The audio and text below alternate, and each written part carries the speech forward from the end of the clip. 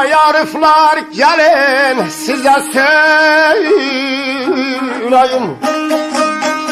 Ay arifler gelin size söyleyeyim. İstehli yar menden qaralıyım. Düştü ay balam qaralıyım düştü.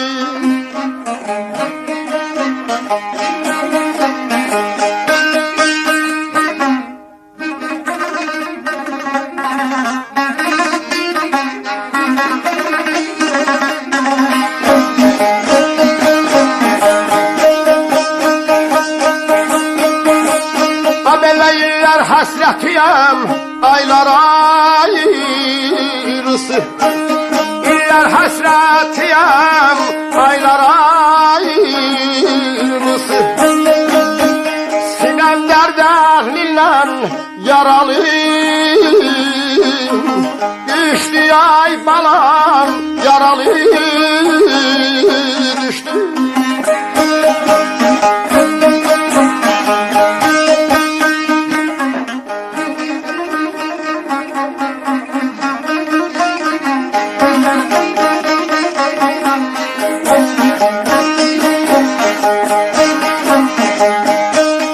Ay arifler gelin size söyleyeyim. O istehli yar menden aralı düştü. İller hasretiyem aylar ayrısı. Sinem derd elinden yaralı düştü. Bunda o cavanlar ki doğrada əyləşmişdilər. Bəzi elə dərd əhliydi da, xop dostlar. Eşq aləmi bir zatdır ki, hamı görüb, hamının başına gəlib. Amma xop, əsli kərəm ayrı bir bərnamədir bunlarınki. Bunlarınki Allah vergisidir. Kərəm əsli Leyli Məcnun Şirin Fərhad eşitmişiz dostlar. Bunlar aşığı həqiqidirlər. Bu oxuyanda cavanlar narahat oldular ki, aşıq, sən kimlər aralı düşübsən, sənin dərdin nədir? Dedi, qulaq as.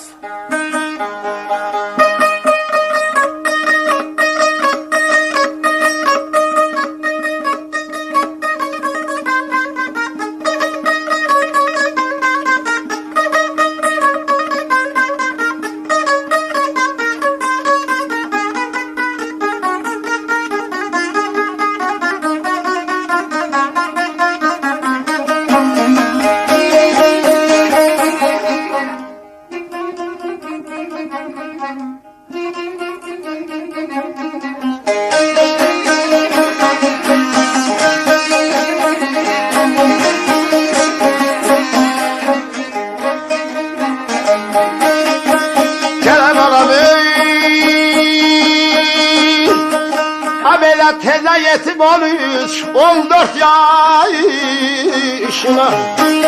Eybi yox bu gözlərinə qayır. Şirə yay balam gələ qayışına.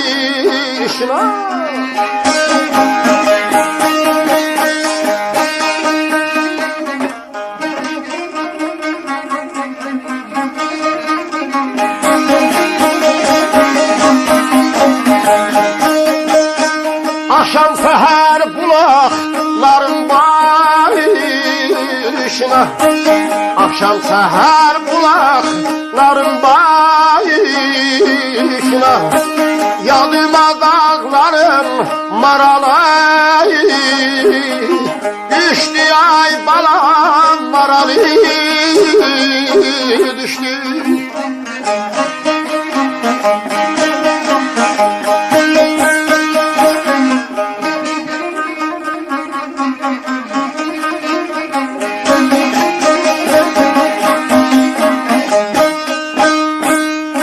Yetib 13-14 yaşına, eybi yoxdur gözlərinə qaşına. Akşam səhər bulaqların başına yadıma dağarım aralı düşdü. Amma bunların da oradaki Kərəm bu sözləri oxur. Dedilər xoş bunun halına ki, bunun sevər sevgilisi nəzərən çox gözəl bir qızdır. Amma xəbərləri yoxdur ki, atası bunu götürüb diyar qaçırdır. Olan daha sözüm var, qulaq asın.